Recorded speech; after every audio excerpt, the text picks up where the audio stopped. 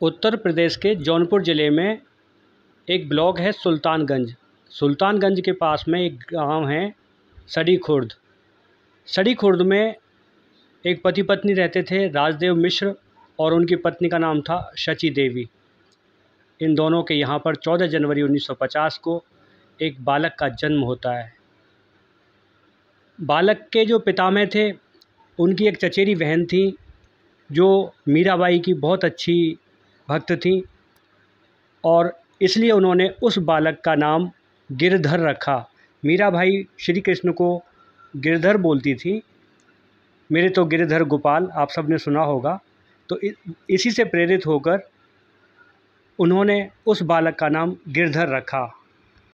उस बालक की माता शची देवी और पिता पंडित राजदेव मिश्र उस बालक की खुशियां मना ही रहे थे कि ठीक 2 महीने के बाद में उस बच्चे की आंख में एक रोग हो जाता है। वह रोग रोहे नाम से बोला जाता है। रोहे को अंग्रेजी में ट्रैकोमा बोलते हैं। यह एक संक्रमण फैलाने वाला रोग है जिससे पलकों के भीतरी सतह पर खुरदरापन पैदा हो जाता है और कार्निया, जो नेत्र गोलक का ऊपरी भाग है, उसका टूटना, और इसके कारण व्यक्ति अंधा हो सकता है। रोग का पता चलने पर तुरंत उस बालक को डॉक्टर के पास ले जाया जाता है। वहाँ पर एक महिला डॉक्टर होती है जो रोहे का इलाज करती है। वह महिला डॉक्टर दवा के रूप में उसकी आंख में एक गर्म द्रव्य डाल देती है, जिससे उस बच्चे की आंखों की रोशनी चली जाती है। परिवार वाले बहुत परेशान हो जाते हैं और उस बच्चे को लेकर सीतापुर, लखनऊ, मुंबई और जगह जगह दिखाना शुरू करते हैं। आयुर्वेदिक दवाइयाँ दिलवाते हैं, होम्योपैथिक का इलाज करवाते हैं और अंग्रेजी दवाइयाँ का भी इलाज करवाते हैं, किंतु कोई फ़ायदा नहीं पड़ता और बच्चे की ज्योति पूरी तरह से चली जाती है। उस बालक के पिता पंडित राजदेव मिश्र मुंबई में कार्य करते थे, वहीं पर कार्यरत थे, इसलिए उस बालक की प्रारंभिक अध्ययन और उसकी देखरेख उसके बाबा के सानिध्य में ही होती है। उसके बाबा बच्चे को रामायण, महाभारत, विश्राम सागर, सुख सागर, प्रेम सागर, ब्रजविलास आदि भक्ति से भरे हुए ग्रंथ सुनाते थे। बालक गिरधर इतना मेधावी था कि 3 वर्ष की आयु में ही उसने अपनी पहली कविता रची और अपने बाबा को सुनाई। उस कविता में भाव था कि माता यशोदा एक गोपी को श्री कृष्ण से लड़ने के लिए उलाहना देती हैं। बच्चा बड़ा होता है और पड़ोस में रहने वाले पंडित मुरलीधर मिश्र से उस बच्चे का स्नेह बढ़ जाता है। मुरलीधर मिश्र उस बच्चे को संस्कृत के श्रीमद् भगवद गीता के श्लोक सुनाना शुरू कर देते हैं।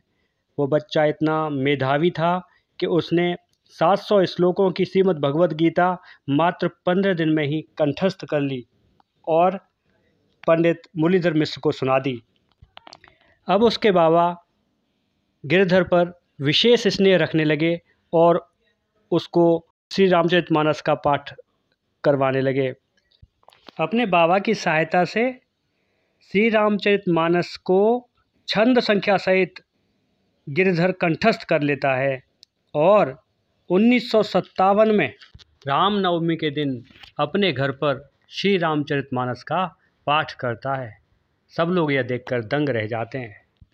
समय बीतता है, फिर अयोध्या के पंडित ईश्वरदास महाराज से गिरधर को गायत्री मंत्र के साथ साथ राम मंत्र की दीक्षा भी दी जाती है। अब गिरधर राम कथा के कार्यक्रमों में जाना शुरू कर देता है। अपने बाबा के साथ 2 बार जाने के बाद तीसरे कार्यक्रम में गिरधर ने रामचरितमानस पर व्याख्यान दिया। उस व्याख्यान को बहुत सराहा गया। 1967 में 7 जुलाई को जौनपुर स्थित आदर्श गौरीशंकर संस्कृत महाविद्यालय में गिरधर की शिक्षा प्रारंभ करवा दी जाती है, जहां संस्कृत व्याकरण और इसके साथ ही अन्य विषय भी मात्र 1 बार सुनकर ही गिरधर कंठस्थ कर लेता है।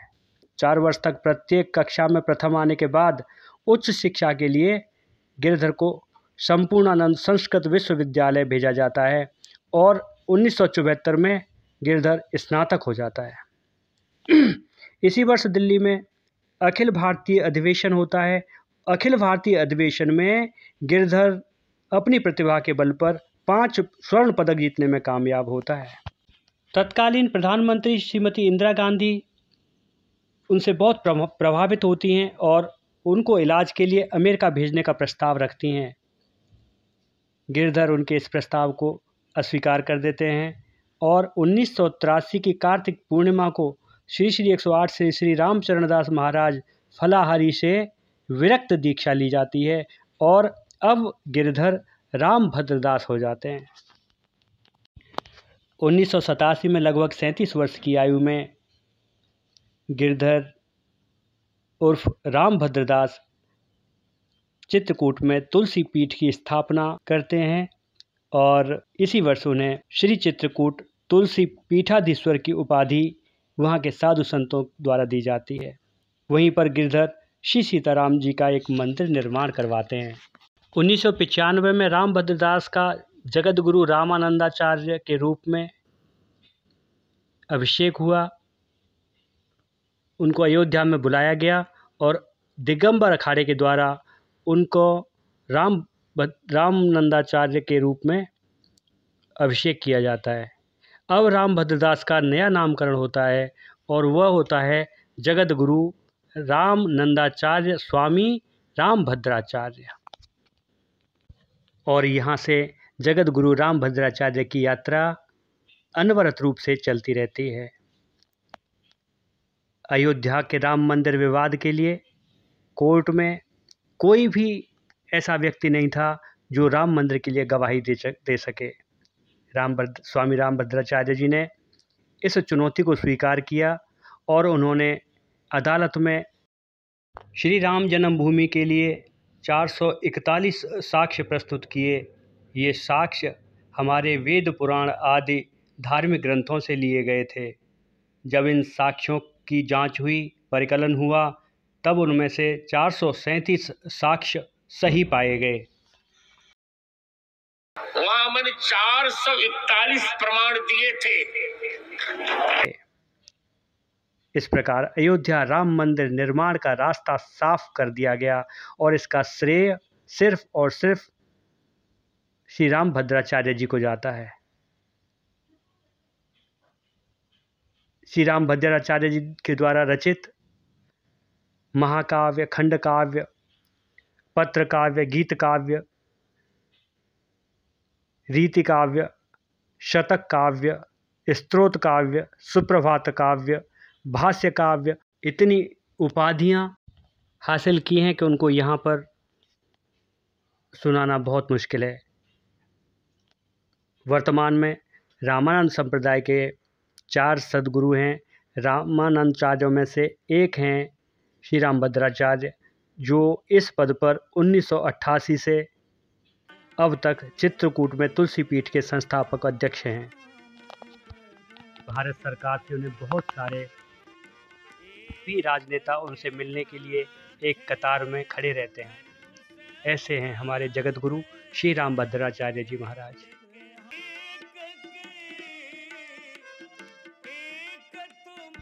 जिनके सांसारिक नेत्र भले ही बंद हो गए हों, लेकिन प्रज्ञा चक्षु इतने विकसित हैं कि उनको 22 भाषाएं आती हैं, 1.5 लाख से ज़्यादा श्लोक कंठस्थ हैं और भगवान श्री राम का साक्षात्कार भी उनको हो चुका है।